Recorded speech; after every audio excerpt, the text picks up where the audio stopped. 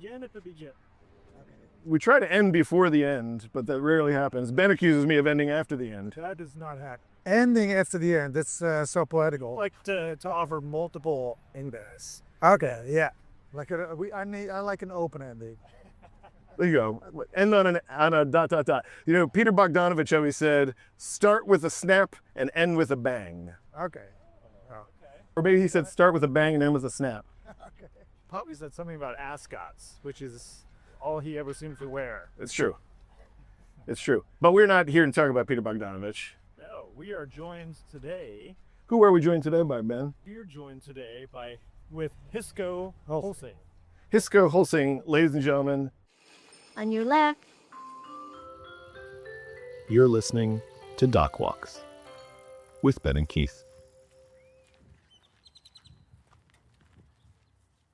Here on Doc Walks, not in Amsterdam, not at Annecy, not at any of the European locales that Hisko makes an impact on. Not being nominated for a Danny Award. Not any of those things. Just walking across the footbridge here above Lady Bird Lake in Austin, Texas on a hot summer day. That's right. And I did warn you, Hisko, that we would be walking. And I asked you to please wear something that you could sweat in. And you said, don't worry, I have lots of black button-up shirts. It's really have 20 identical shirts. So it takes me about 10 minutes per year to do shopping because I always go to the same shop. So you Get my stuff. You subscribe to the Steve Jobs theory of like, you don't want to think about what to wear. You're going to basically have like an outfit. One outfit. Exactly. It's one outfit. People can easily recognize me. Yeah. My neighbors know who I am. I have my hat on. So you can save your brain space, your creativity for other outlets. Exactly. Yeah. But then on the other hand, if I would like to shop, I would do it differently. But I don't. So Hisko, we have actually met before. Yeah. Oh, did we? Yeah, we met on the set of Undone Really? in season 1. So I came by because I have a project that's been in development for years now with Tornante, with Noel and Steve, I heard about it. the animated wolf show. I Yeah. heard about it. Yeah. So you guys is the earliest days of Undone. You were still shooting in the office there. And I was pretty uptight and busy, so that's why I forgot. I wasn't going to say it myself. I was in panic. Yeah, but I've done somebody who's been directing 20 plus years and being on sets for 30 plus years. I recognized the moment. I said a brief hello and stepped back into the shadows. But it was exciting to watch the process unfold. And a lot we could talk about, but I want to jump right in to that moment and to share that show with our audience. And so that is the Amazon animated series. I believe it was the first adult animation that Amazon ever got involved in. It's called Undone. It's an incredible kind of psychological thriller, interdimensional, mind-bending kind of family drama. Yeah. It stars Bob Odenkirk and Rosa Salazar Rosa Salazar and many others. and many others. Constance Marie and Cabral. I became aware of that project before you guys had rolled even a single frame because my good friends Craig Staggs and Steph Swope from Minnow Mountain were kind of up for the job to help to be a part of the animation. That's how I met the producers, Noel and Steve over at Tornante. And then in a follow-up about a year later, I stopped by when I was in LA to see how things went on set. And so Undone is, like I said, all those things. It's a drama, it's interdimensional, it's psychological, but it's also a fully rotoscoped adult animation kind of thriller, and it's rotoed in a style that is very rare, very painstaking, and so beautiful it's hard to talk about. And you are the man behind that show. You directed all the episodes, you oversaw the animation process, and they basically relied on your art to kind of build out the show. Yeah, so it was different from your film Power in that way that you used rotoscope too. It's probably was the same team. With a minimum to live. Yeah. So we have something. And we're going to get Craig Staggs on here one of these days too. So, Cool. yeah. Oh, yeah, I met him a couple of days ago. Again, of course, because we worked together for a long time. So it was kind of a weird mix between an oil painted look, because I'm a painter also. I'm a director, but I'm a painter and I draw and make storyboards. So the basis of the film was the rotoscoping of the characters, and then all the backdrops were done with oil paint on canvas. So we had a team of about 10 painters from all over Europe that I trained to paint in my style. So it was like almost like a 17th century atelier situation, your studio situation in Amsterdam. And atelier means like A studio, like and you're mentoring people, right? Like you're sort of training. well, I tried to. I was flying back and forth between Amsterdam and LA because I was like, I would be on set for 2 weeks directing the actors. And then I would fly back, and there was a team of 100 people in Amsterdam at Submarine who were, because the rotoscoping was done here in Austin, but then it was colored and all the special effects and all the storyboards designs, the paintings were done in Amsterdam. So it was in 3 cities, LA, Austin, and Amsterdam. And so a lot of Zoom calls, and this was even before the pandemic. A lot of Zoom calls, because during that whole period, I never visited Austin, actually. He did everything on it. I mean, they came to the set, Greg and Steph. Let me jump in here as the non-animator of the group and try to be a translator for our audience listening who probably doesn't understand a lot of the terms being thrown around. He's calling our audience stupid. Explain to me your process as if you were talking to like a room full of kindergarten. Okay. You film actors on a set. Yes. You take that footage and you do what with it? So we film actors on a set, but the set is just a green screen space. So they're acting. I tell them that they're in a pub, and they act as if they're in a pub. You know, it's like a play almost. Yeah. So there's no set on the stage. That's an interesting way to think. Yeah, it's like Dogville. You know Dogville? Yeah, sure. It's very much like Dogville. So there's tape on the ground to prevent people from walking through walls. The Lawrence von Trier film, Doggo. Yeah, that's. Yeah, the Doctor film. That is very similar to that. So we have the performances of the actors when that's edited and when that's locked, live action version of an episode. That's actually when a feature film, that would sort of be the end of the film and you would be finished. That's where we start. Really, that's where all the hard work starts, because then we have to animate it, make all the background paintings, do all the there's a lot of special effects in Amsterdam, because this film is about a young woman who wakes up from a coma, Right. and in a hospital, and when she wakes up, she's so confused. She's being thrown through the future, to the past, into dream states and strange psychotic kind of situations. And her father, played by Bob Odenkirk, he has been dead for 20 years, but suddenly he's back. And he tells her that he came back to teach her how to travel in time, to get back in time to prevent him from being murdered. So that's the thriller aspect. But at the same time, her family is convinced that she's schizophrenic. And her grandmother was schizophrenic. So it is the way I approached it as a director. It's not written by me, it's written by Kate Purdy, Raphael Bob-Waksberg, and their team. They're the showrunners. But the way I approached it as a director was that I think the first thing I showed the showrunners before we started was the dream sequences from Rosemary's Baby. Oh, wow. Because what I love so much about Rosemary's Baby is that, yes, if you look at it from the outside, it's about a young woman who thinks she's pregnant from the devil, from Satan. Right. But if you look closely to the film, you see it's very much all point of view. It's all directed from her point of view, and she's very fragile and paranoid. So that's how I want to approach Undone, that the audience just lives the whole experience together with Alma, the main character. Sure. Yeah. And so it remains ambiguous whether she can travel in time or whether she was schizophrenic.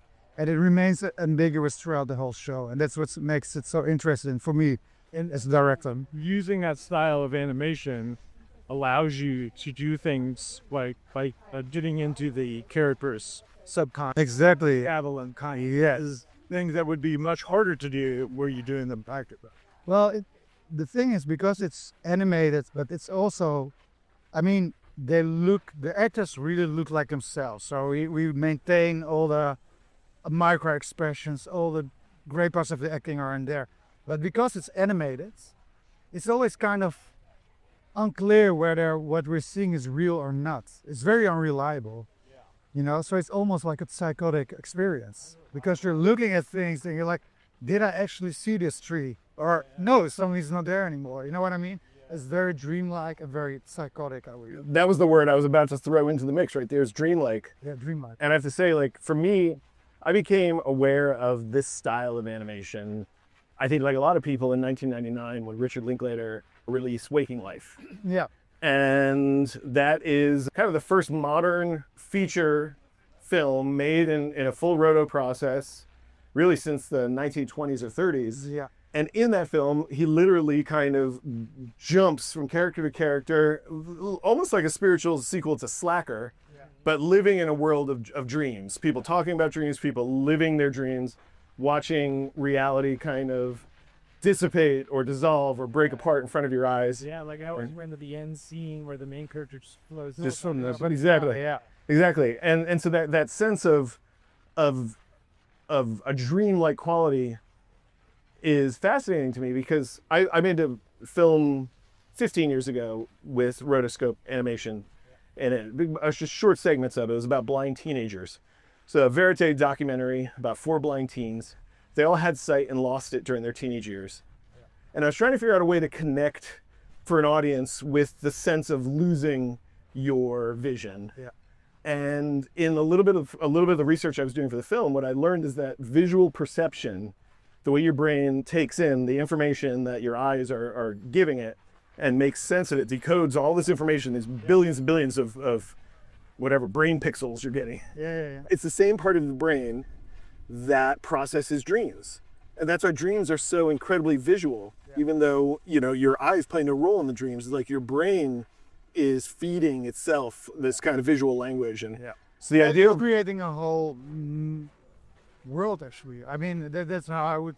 I'm sorry, let me finish your story. No. I know well, that's what I was teeing up. And the only thing I was add to it is that in that same research, they said children who engage with cartoons, especially fantastical cartoons, it's the same part of the brain that kind of lights up. And so this idea of, and then one more thing that was added in there was deep memory.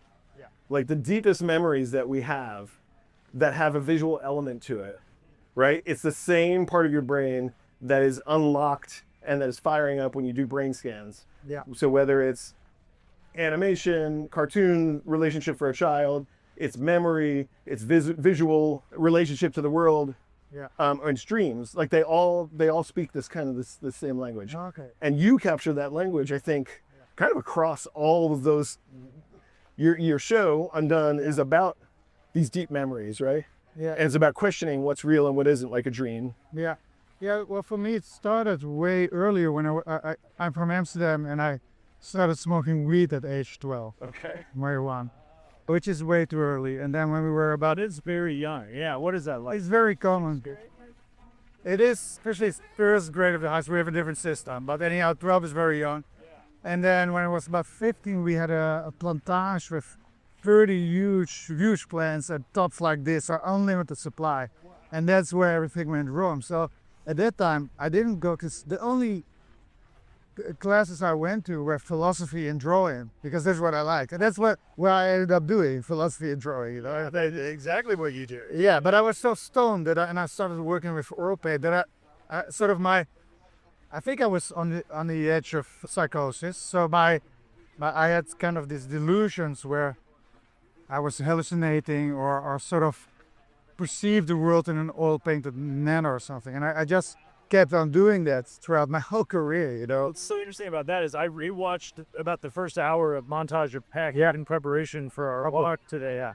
I'd seen it when it had come out, and I've forgotten how in a state of psychosis Kurt Cobain basically was as a teenager, largely for the same reason. I mean, there was a lot of familial neglect, them not knowing how to handle his ADHD and hyperactivity, but he was also coping by smoking a lot of pot. Exactly, yeah. And then that's how your animation Came to life. Yeah, so for me, when they asked me for Montage of Heck, Brett Morgen, the director, when I heard the audio tape that it was based on, it felt to me like, well, this will be a home run, because this is my youth, so to speak, dropping out of school, smoking too much weed. But anyhow, so the whole, I want to get back to your question. Okay, Or your remark. And that's that the way I think animation can be very effective is by using it to show the inner world of people. So we all have this inner world, we dream, and actually it goes even further, like everything you see right now and that the audience sees, it is there. I mean, there's all these external impulses coming in through your senses, but then what you actually are seeing right now is a creation of your brain. That's true. Yeah. Brain creates a model of reality. You know, we perceive it as reality, but everybody has a different reality. We all are focused on different things. You know what I mean? How does that reality shift when you're on the edge of psychosis? Well, it becomes, well, especially when you're being scared, you know, things become very threatening. And I remember when I was smoking too much that I would see, for instance, a lamp, and I would be afraid that that lamp was actually watching me and attacking me. It's very strange, but I just think that animating, I mean, I saw a lot of comments of people saying, well, I don't dream in an animated version or something. You know? But that's not what it's about. It's more about that the animation by itself is already so unrealistic or so sort of artificial that we're telling the audience that what we're showing them is not reality per se. You know what I mean? Right. Yeah. I hope I'm not being too vague for your audience. No, I understand what you're saying. It's you're getting inside the head of character in a novel way, because then you are perceiving the world the way they are perceiving it. Yeah, so that's what we're signaling to the audience and what they get, you know?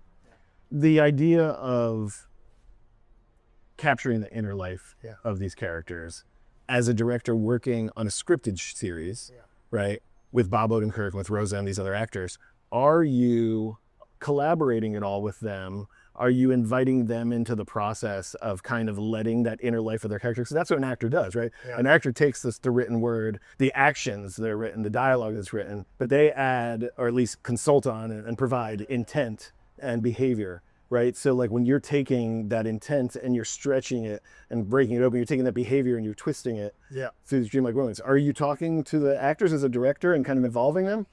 Well, you know, I mean, Rosa Salazar played Elma, and she's an incredibly talented actress, but also very intelligent.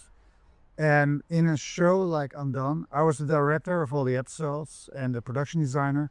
But whenever there were questions from the actors, they would, about their lines or whatever, they would ask Kate or Raphael, the showrunners. Right. So I had my ideas about it, etc. But at some point Rosa told me that one day in between shooting days, she was walking her dog and she was actually thinking that she was Elma, the character of the series, who dreamt that she was Rosa walking her dog. So she's not a real method actor, but she really gets into her role so deeply that you get things that are not on the page yet. You know, when you the scripts were already fantastic. You know, I remember reading the first two episodes in the plane back from San Francisco to Amsterdam, and I was already crying reading the script. So it was that good, you know.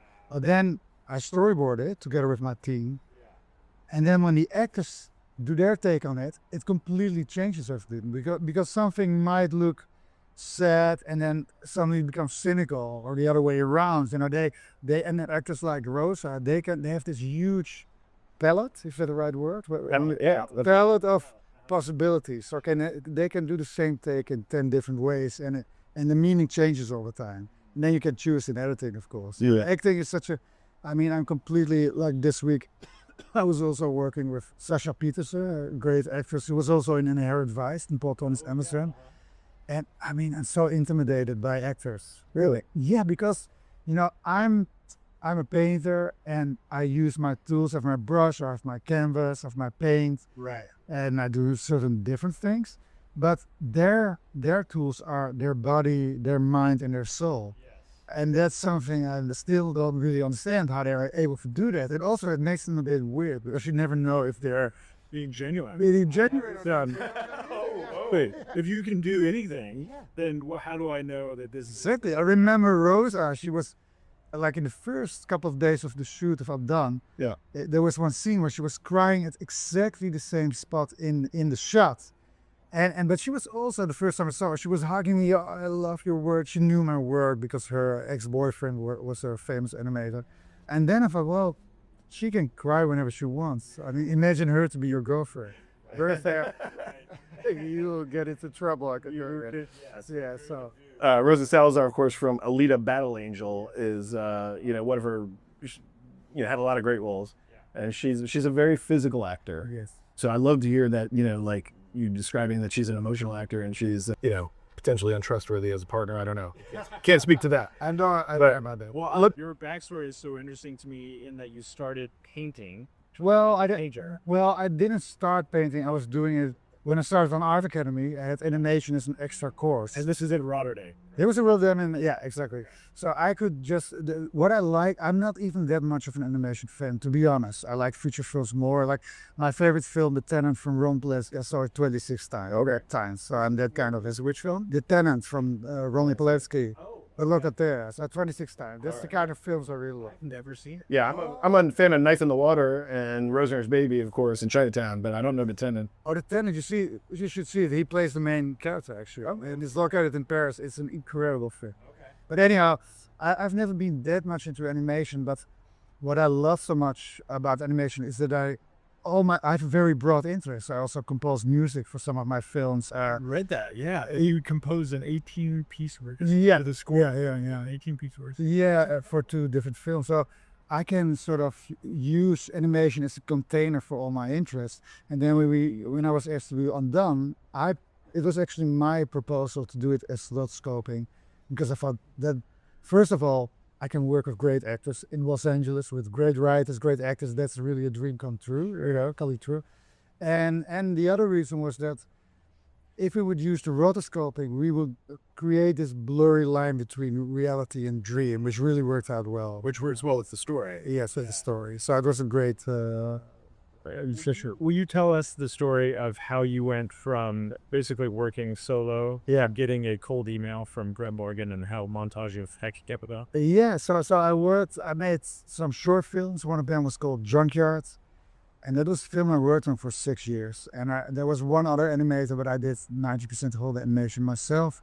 And I had some interns with coloring, but I was basically working on it for 6 years in a row. And when it came out, it won a lot of awards. And then I worked on a film by Tommy Pallotta. Yeah. That you know too. That's right. And also, he's also from Austin. Austin, by way of Amsterdam these days. Yeah. He lives in Amsterdam and in LA, but he's from here. Yeah. So there was a film that I did paintings on, and it premiered at Berlin Film Festival. Which film is that? Last Hijack. Oh. It's about surveilling pirates. Okay. And there's animated parts in it that I worked on. So when that film came out in Berlin, I was being very smart. I launched my film, launched my film on internet, on Vimeo 2 weeks before, and it went viral. And then while I was still in Berlin, because the film premiered there, Last Hijack, I got an email because Hollywood Reporter, I think, wrote about that film, and it said, with handsome animation by Hisko Hulsing /JUNKYARD. So Brett Morgen, he checked JUNKYARD, and he immediately emailed me like, oh, your film is same kind of raw energy that Kurt Cobain's story had, And I was the big Nirvana fan, to be honest. And that was because when Smells Like Teen Spirit became a hit, I just came out of a long depression. I haven't been depressed since then, since 30 years. But at that time, I was finally getting out, dancing to good soul and funk and having a good time. And then suddenly he started yelling, no, wrong timing. You were like, I don't know.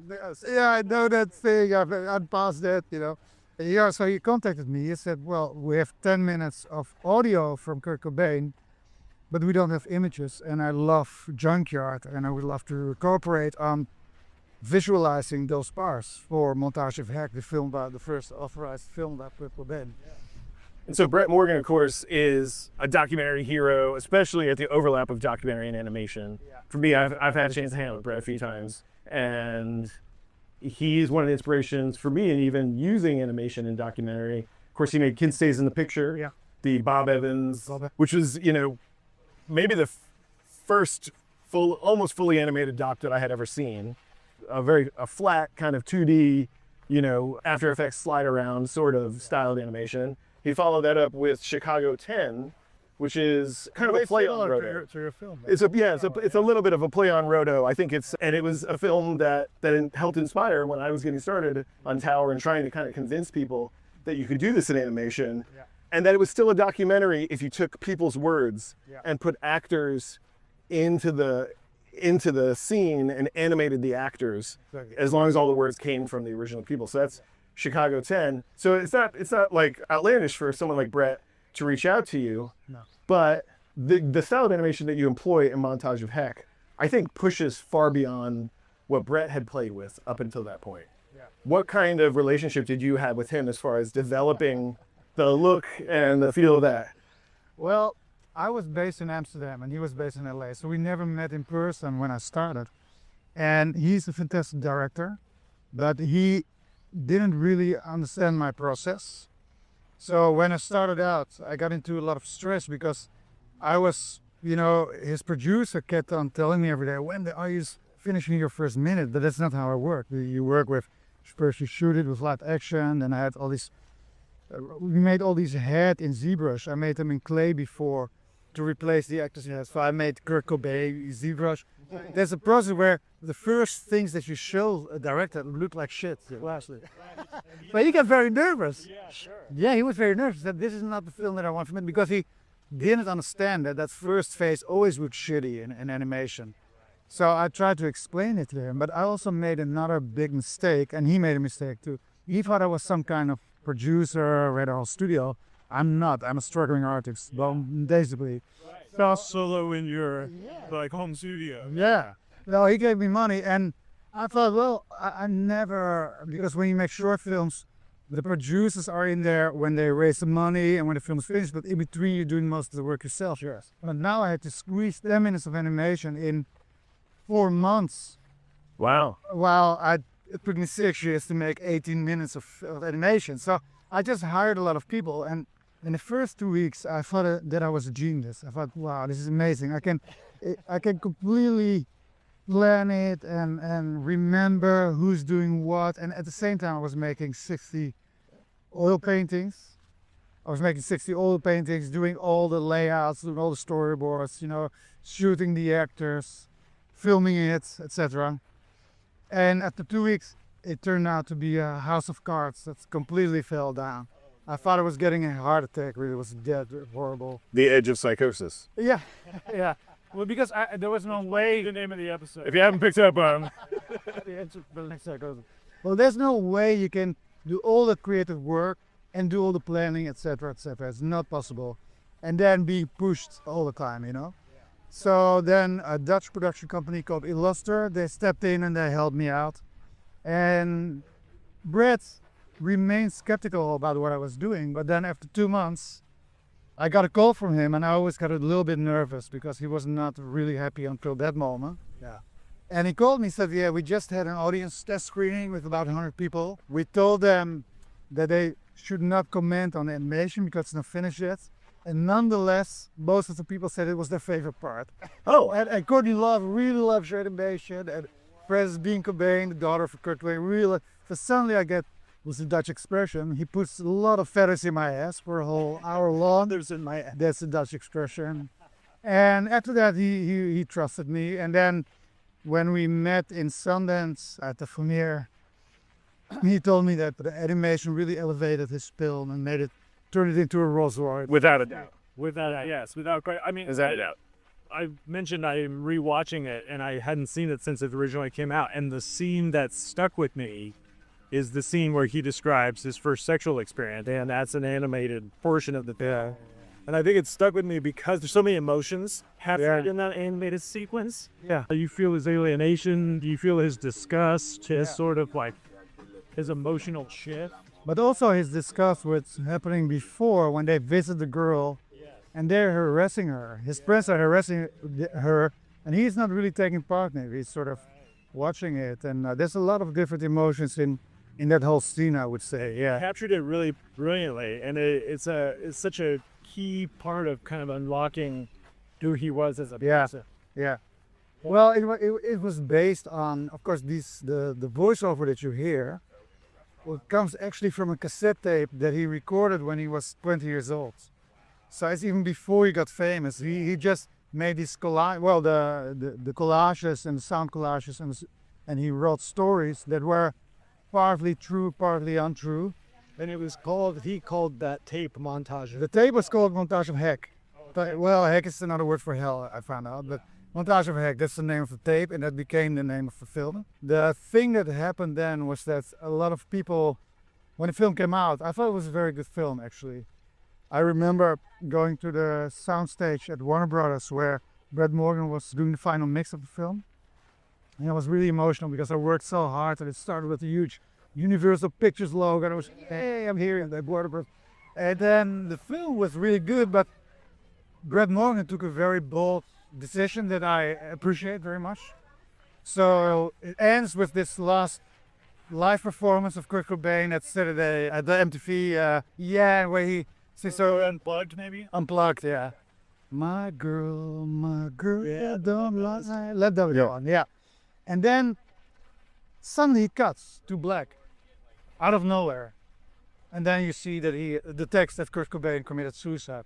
And when I saw that, I said, this is such a bold move. It will cost you all your Emmys. You will not win any Emmys. Because he could have softened it, made it more sentimental. No, he just cut it like that. You know what I mean? I love that move. It was very punk. Yeah. And I loved it, but I thought this is going to cost him all the big awards because people don't want to have that feeling at the end of a film where they say cut off. But it's the most truthful thing you can do as a documentary filmmaker. You know what I mean? Like, you just show what it is, suicide. It's just very brutal cuts. Yes. Wow. And how it felt to fans. I mean, I was a junior in high schools, and I remember feeling punched in the gut and betrayed, and it's so sad. When he committed suicide. Yeah. So, and like that, like it was just like there was no clear ending. It felt like a very ambiguous, very hard feel. Exactly. I was a senior in high school, and I took a class at another high school the first 2 hours of the day. So the third period, I had to drive across town. So I heard it on the news, driving across town, walked into my school, saw one of my best friends, told him the news. I think I was the first person in my whole school that knew. Because you were in the car. Yeah, and we just ditched school and went and got in the car and drove around and just the same thing. We ditched school and went and like smoked a whole pack of cigarettes out by the lake. Just feeling all the angsting it up. You know, it was like you just said something I want to pounce on, which is the idea of like what's true. Yeah. Like truth and what's true is obviously at the heart. You know, this is a documentary focused podcast, and you do a lot of work that's across all different mediums. That's also why I'm here this week, but I cannot talk too much about that. Right. So you got a secret project in the works that we're not allowed to talk about. Which is sort of a documentary. Sort of a documentary.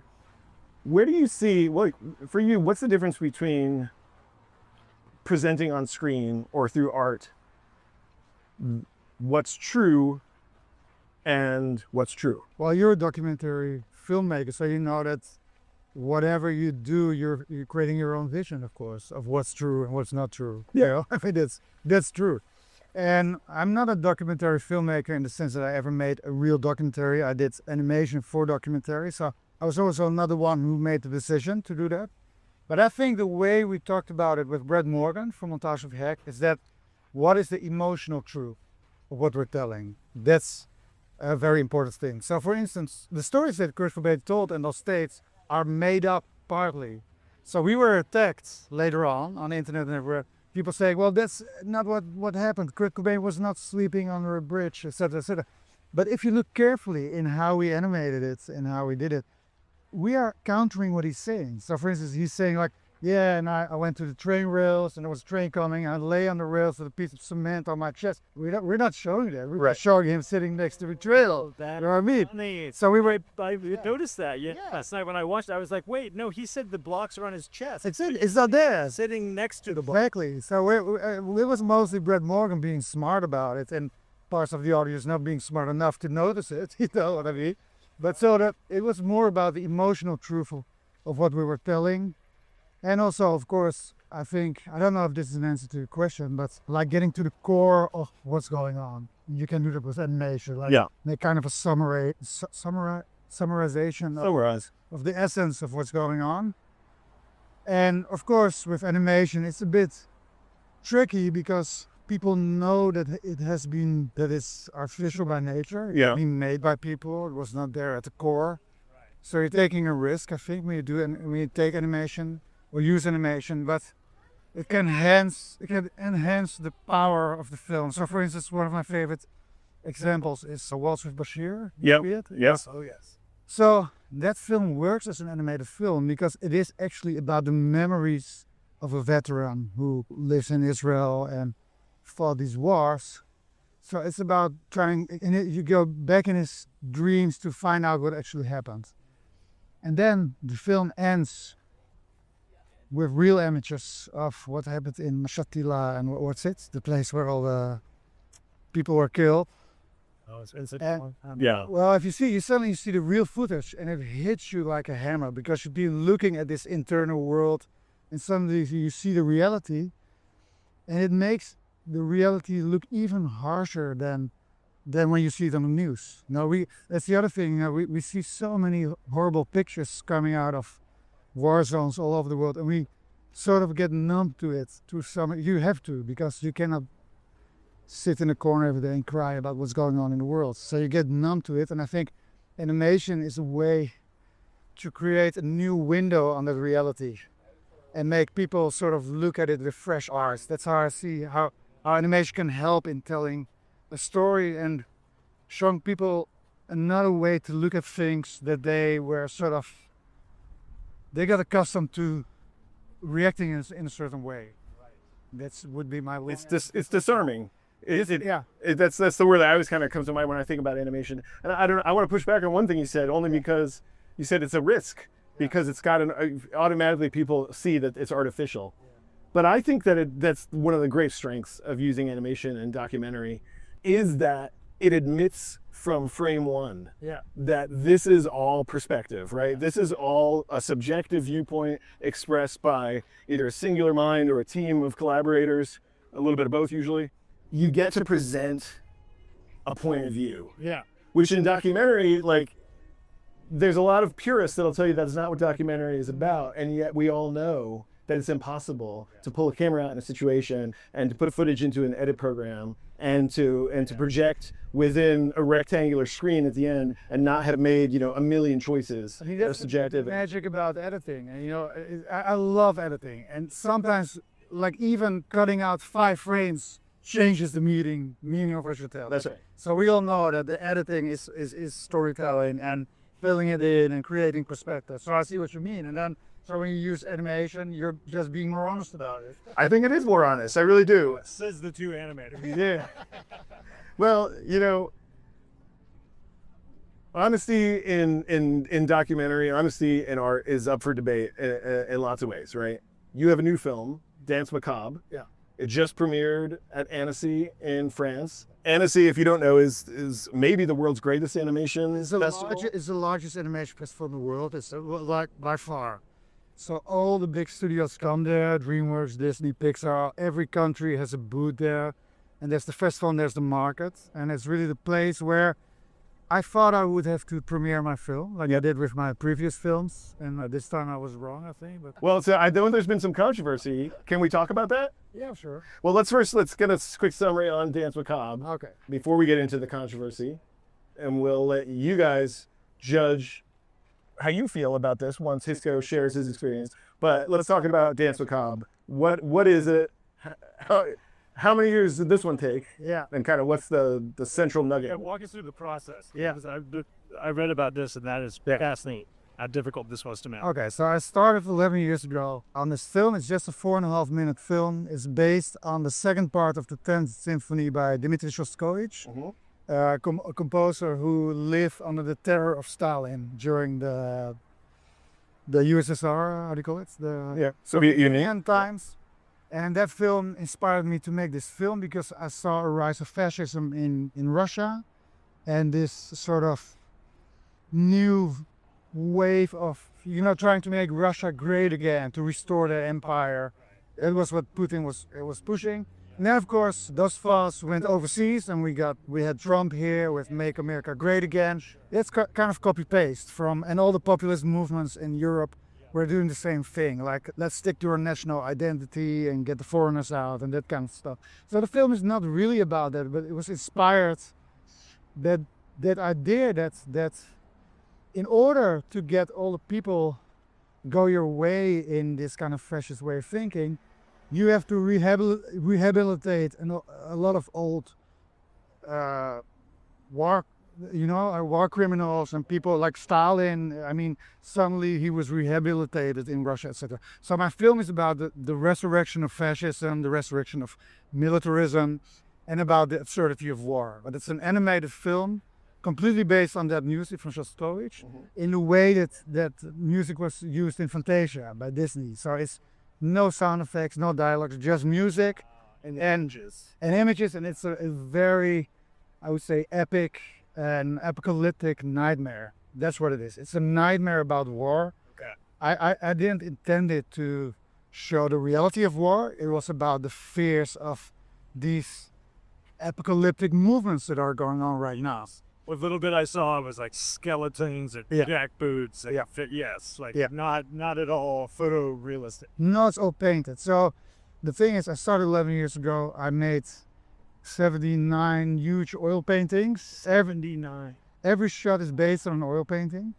And it was a very expensive film to make. So we found co-producers in 4 countries. So the Netherlands, Belgium, France, and Hungary that raised money to do all the animation. So we had a team of 80 people, of which 30 animators who were animating all the skeletons, the tanks, the horses, all that stuff.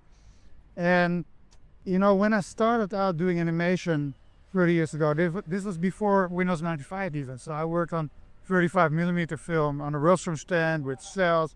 So I was testing on a Commodore Amiga, And every time there was this new technological development, like Windows 95 and then some, I would always use every new technique I could to use for my animated film. So because the basis is always the oil painted backgrounds, I paint in a very, let's say, classical style. But the characters are always animated either with pencil on paper or digitally. And to make them look the same, I developed all kinds of techniques. And 2.5 years ago, I saw what might be possible with AI tools, or as we call it then, machine learning tools. There we go. The controversy kicks up. I'm going to jump in right here. So, we were talking a lot about Roto, talked about Waking Life, we talked about Montage of Heck, talked a little bit about Tower. All of these films are made using a digital process, but it is a hand-rendered digital process. So you have human being artists sitting at a computer console, typically at like a Wacom tablet. And they've got a little Apple Pencil kind of deal, a little stylus in their hands. And they're looking at video footage or photography, typically, of a character, and then doing what amounts to like a high level of tracing over it. And so it is frame by frame, time consuming. It is one step different than the way the Disney animators who use rotoscoping, like for like the dancing hippos and various characters and Cinderella and whatnot. But it's always been a hand rendered process. And when it became a digital hand rendered process in the late 90s and early 2000s, whether it's Bob Savaston or Jason Archer or Craig Staggs or you, one of the things you always have to kind of explain to people is that even though it's a digital process, it's a human process. Now, and that's what you've done all these years. Now with Danse Macabre, you see an opportunity to expand your repertoire into a new toolkit. Yeah, but only very limited. So again, everything was painted by me. Everything you see is painted by me. I mean, everything that's not moving. And then what's been moving has been animated by people not using AI, using traditional tools like Blender and Houdini, like the regular 3D software. So the only thing I did, it was a very small part of the process, was train a model so we could give those skeletons a texture as if I painted them. That's what we did. That was the only thing we did. It was shading. But I used the word shading, and I regret it now, because those people who are not from animation think I lit the whole film using AI, which is not true. They are called shaders, but I should have used the word texture. That would have made the discussion. I made a couple of mistakes like that I couldn't really predict, because I didn't know what was going on. But so I released a trailer 1 week or 2 weeks before Annecy, before the world premiere. Yeah. And the trailer went completely viral on Instagram, TikTok, X. It was viewed 4 million times, over 4 million times. And people were like, wow, amazing, best thing ever. 200,000 likes. But then suddenly I saw, a lot of them were bots, but a lot of people saying, oh, this is AI slop, AI slop. And people started to dig into it on Reddit and to show that some parts were done by AI. Yes. But I already had made a making of in which I explained that whole process. And that's just a big problem of these days. Is what people like Trump are taking advantage of, is that people are just not doing any research. Yeah. They just copy each other. It's spreading misinformation. There's a making of. I hope you can sort of put a link in your... I'd love to. I saw, actually. Oh, you saw the making You of? shared that with us. Yeah. Oh, okay. The- The painstaking process that it Yeah. shows. All the work, the tens of thousands of work that went into this film. And I'm very proud of my film. And I don't know if it's a masterpiece or not. I intended to make a masterpiece. It's my life work into 4.5 minutes of animation. And then people, like thousands of people on the internet, call it AI slop.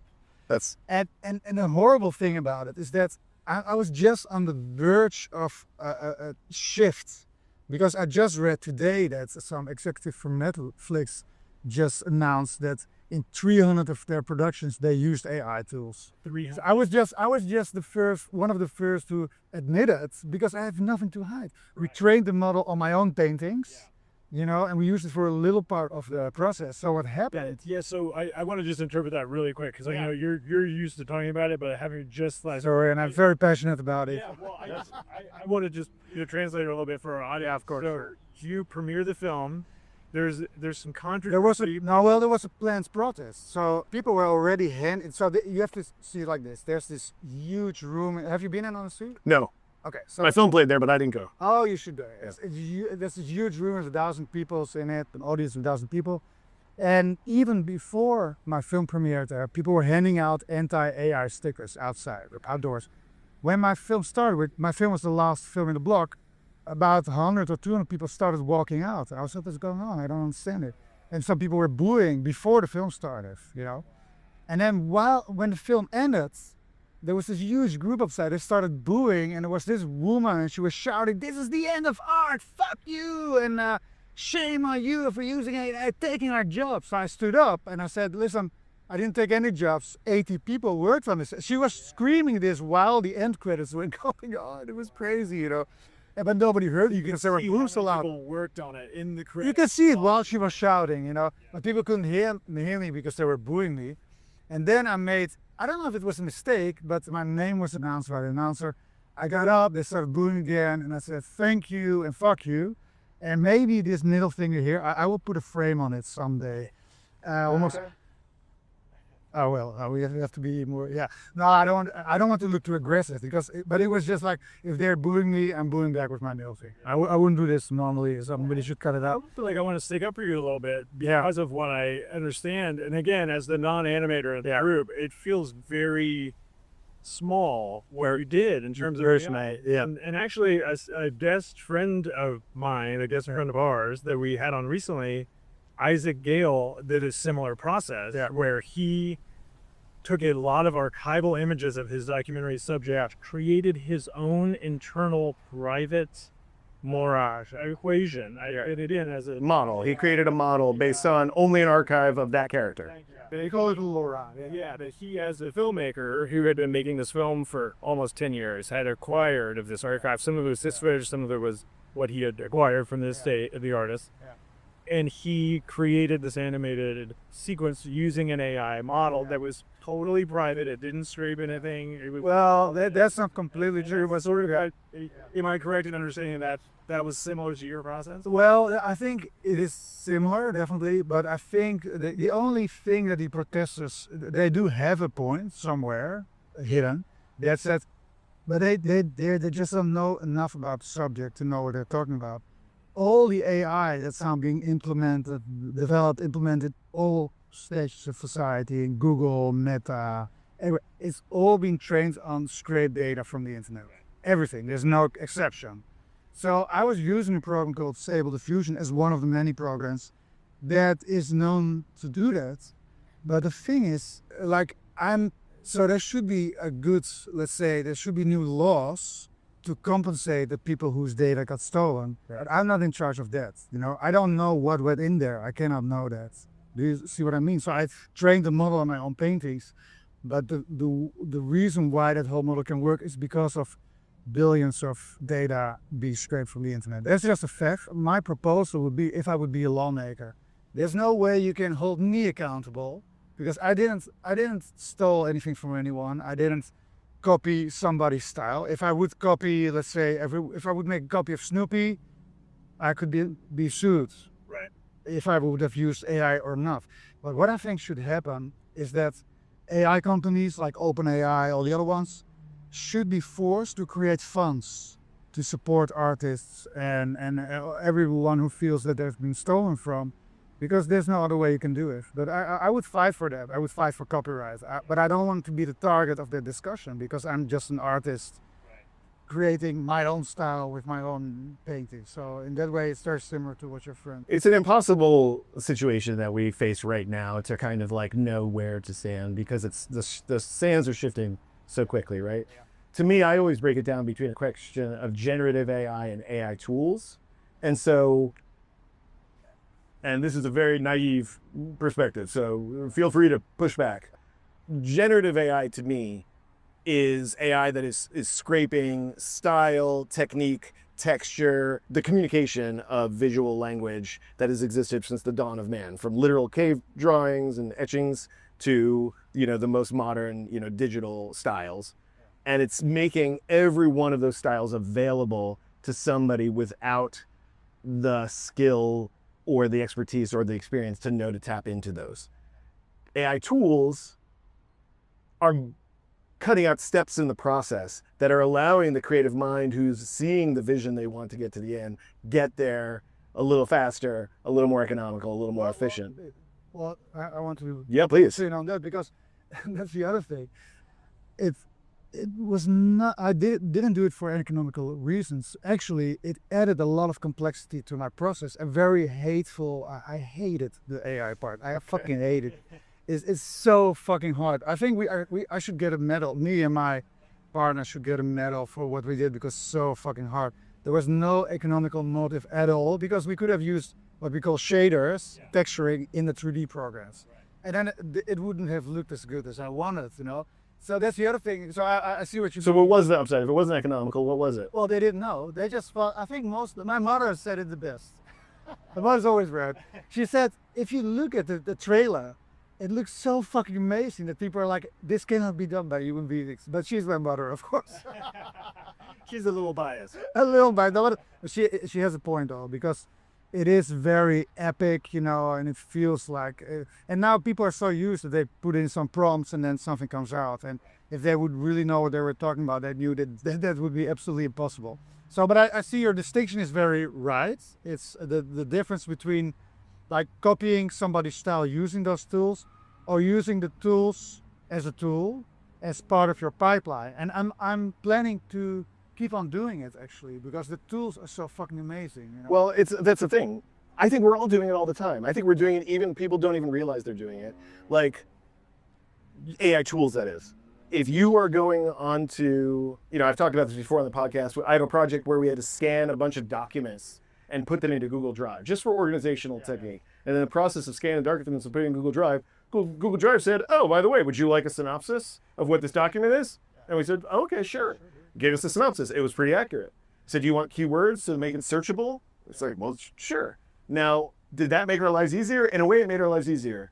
Did it steal jobs? In a way, it stole jobs. It didn't steal jobs from artists. It stole jobs from interns, from production assistants, from researchers, and from producers who would be tasked with creating a short synopsis of what each of the documents are so that we can find them when we need them. Yeah. I don't feel bad and people aren't making the same argument that we shouldn't be using those kind of AI tools, right? So should we not make use of those organizational tools because they are streamlining a process which is taking a human element out? I have some thoughts about it. So the people who were protesting me mostly, both in Annecy, also on the internet, are students. And they have a reason to be scared because what's happening is that the entry-level jobs are disappearing. Yeah. So how do you get into a business if there's no entry-level job? So they have a point there. But protesting AI is not the way to go. What they should be doing is trying to get hold of those tools and see how they can incorporate it within their own filmmaking process or animation process because They can learn it and then help us learn how to learn it a bit. yeah, and then That's the thing, RJ. Sorry to interrupt, but like you're saying that AI was hard to work with. That's been my experience too. Anytime I try to do something creative with AI, it takes so much prompting and so much babysitting and so much back and forth. Well, even if you get it right, you can't get it right again. No. Right. It's only once. Yeah, that is, no, well, yeah, so the guy I worked with was actually programming constantly so we could replicate some things, but every shot needed programming or new tools. It was fucking horrible. But what I'm saying is that if you have a company and you need to hire people, I think from 2 years from now, people want real animators to fill those jobs. But if you don't know anything about the AI tools, you will probably not get the job. So that's what I try to tell people in Annecy. Like, don't be so anti-AI. AI is not going away. You can protest the rain, but the rain will not go away. It's here to stay, and that's it. And I don't want to be, I never wanted to be part of this discussion because I made a film that I'm probably one of the people. I'm a real craftsman. You're a craftsman and you're a humanist. Like the work that you make, every title that we've touched on, and there's more that we haven't, gets to what's the heart of the inner life of the human experience. And so I do think you should get a medal, and I do hope that you can present the film without protest. But I'm glad that we have an opportunity to have this discussion. It's a different discussion that's going to be had 5 years from now, 10 years from now. The ethics are being lined up and written. We're all a little bit right and a little bit wrong right now. I mean, the environmental impact is very real and Yes. like our water usage and how that's going to go and where we're going to generate enough electricity. It's a huge discussion. It's discussion on like government top level. I don't feel I can be a part of it. But don't you think that it's true that two computers running? What are you talking about? one of the things about being an animator is you're constantly educating people on process. I know, like, since I've worked in animation, people kind of come to me, filmmakers come to me, seeking information about how do I use animation. And so much of the time what they're looking to do is to cover up bald spots in their production. They're looking for B-roll that they couldn't track down. And it's a huge mistake, right? Like, that isn't when animation serves the greatest purpose. Animation is an opportunity to dream. Yeah, exactly. Yeah, it's a beautiful way to put it. That's very nice. Yeah. All right, we're going to have to wrap things up here. I feel like we can keep talking, and I'm so curious to know about your... This was the bang that you were wanting to end on. Right? There you go. Start with a snap and end with a bang. There it is. All right, I love it. We do it lightning round at the very end, so let's see how quickly... Let's walk and talk. What do you mean? Oh, we have to go back to Flames Puff. Okay, sorry. Okay. Yeah. Well, so our lightning round consists of 3 questions. So the first one is, what was the gateway drug film that you saw that made you want to do this work further? And I'll broaden out to just say any visual art. Yeah. Yeah, well, the thing is, if you ask an artist a question like that, there's probably a million answers to that, because I've been influenced by so many different... You've been scraping great art your whole life. Yes, well, no, that's true. I've been scraping art like a huge living and breathing copy machine. I mean, I don't know if you're aware of the meme theory by Richard Dawkins in his book called whatever. That's another subject. But I think that the film that sort of got me interested in animation as a way to show the inner world of people was Pink Floyd The Wall. Oh. That was the film. I was obsessed by that film when I was 15, 16 and stoned out of my mind. You're really stoned. Speaking to you. And that film, I think it's not even 10 minutes of animation, that film, but it feels like you're getting into the head of this guy, through the animation. Oh, I see the parallels now with the Jack 8s and the... Yeah, also, that's a big parallel with that film there. It's also how I picture it, like a mix between Pink Floyd The Wall, Fantasia, and Goya, the war drawings. Yeah. It was just a way to pitch it because I had different... Goya's paintings are a big part of the project I'm working on. Really? Yeah. Goya's The Madhouse. Oh, really? Yeah, I'm working on a film about Ingmar Bergman. And he was obsessed with this one painting by Goya. I didn't know that. Yeah. Anyway. Okay, so that's the gateway drug for you, Pink Floyd The Wall. Okay, I'm going to ask you, what is your dream collaborator? You've had a chance to work with Shostakovich. You've had a chance to work with Brett Morgen. You've had a chance to work with Kurt Cobain. You've had a chance to work with Bob Odenkirk. Who is a dream collaborator that you haven't had a chance with yet? Living or dead? Well, I'm a huge fan. I think Roman Polanski's older films, like the what I call the apartment trilogy, so The Tenant, Rosemary's Baby, and Repulsion. Those are the films that that sort of informed me as a live action director. I'm not a real live action director, but that's how I approach films. So Polanski, but he's. I was gonna say, not afraid to court controversy on this particular episode of Doc Walks. I don't think we're gonna touch the Polanski of it right now. Well, like I can imagine, like Paul Thomas Anderson is one of the greatest living directors right now, but he's not the kind of guy who would cooperate with me. You know what I mean? He's doing his own stuff.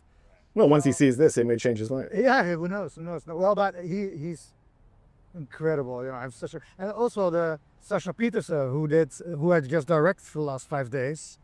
She was in an Inherent Vice by Todd Thomas Anderson, so I could sort of pick her brain about how he's directing.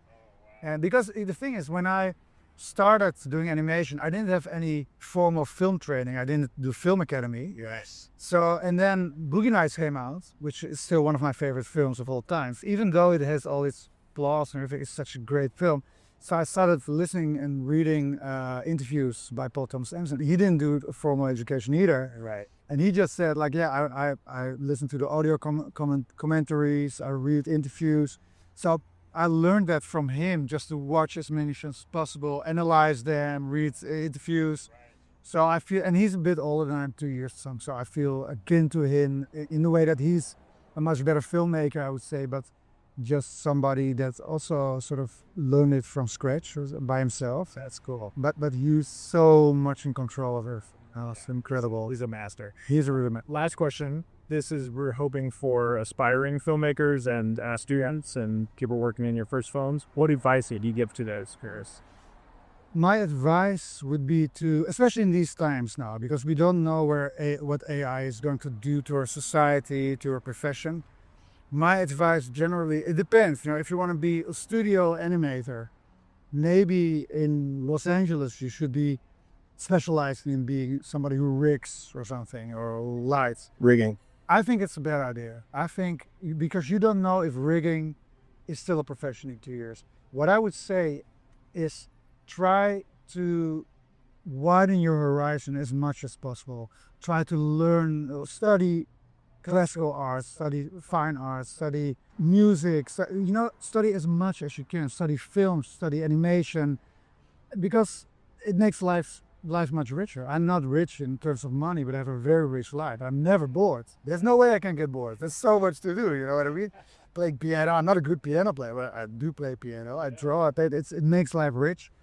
And don't go for a walk at July in Austin in the middle of the day when it's hot outside. yeah. Try to connect to your boss. Is that a new part of it?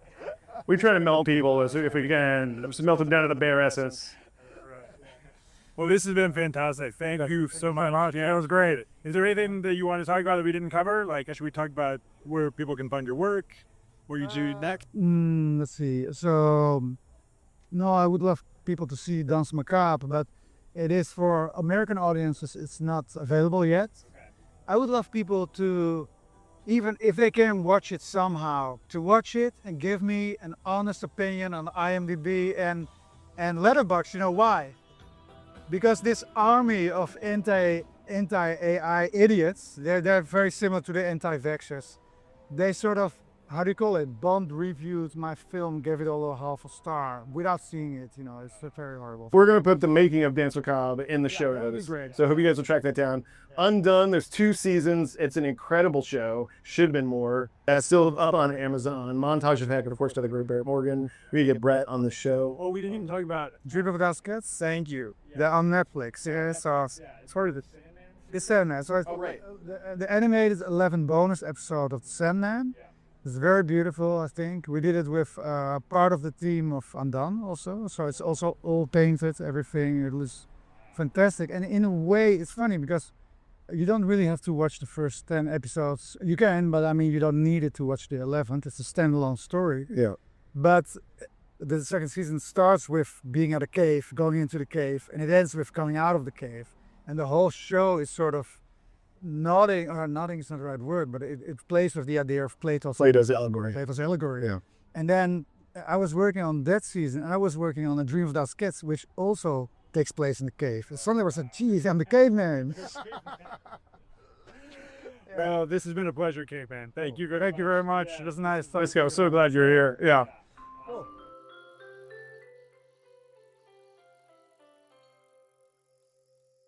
Next time on Doc Walks, I walk solo with first-time director David Liu. David left a job developing artificial intelligence to make his first documentary. It's an incredible conversation that I hope you stay tuned for, so stick around for next week's episode of Doc Walks. Doc Walks is created, produced, and edited by my friend Ben Steinbauer of The Bear. Hello.